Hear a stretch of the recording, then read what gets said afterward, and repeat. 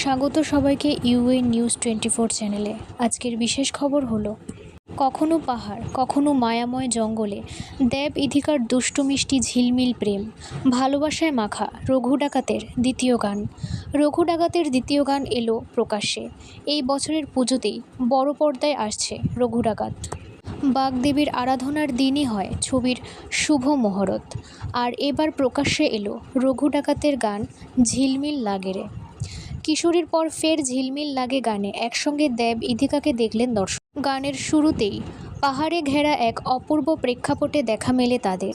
লালে লাল হয়ে ধরা দেন তারা, পায়ে বালি মেখে ঝিলমিল আলোয় প্রেমে মজে পর্দায় রঘু সৌদামিনী।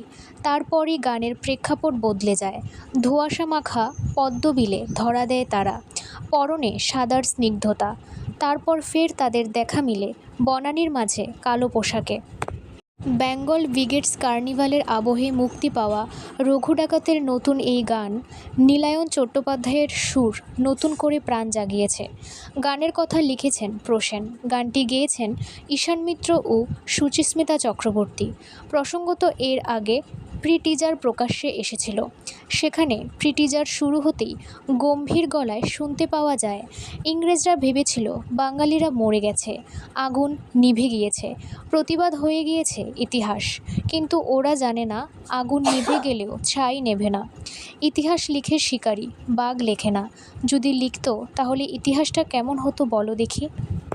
টিজারে বাঙালিদের উপর ইংরেজদের অত্যাচারের কিছু মুহূর্ত তুলে ধরা হয়েছে। এরপরই মা কালীর সামনে তীর ধনুক হাতে দাঁড়িয়ে থাকতে দেখা যায় রঘু ডাকাতকে। ইংরেজদের করা অন্যায়ের প্রতিবাদ নেওয়ার জন্য সব দিক থেকে প্রস্তুত সে।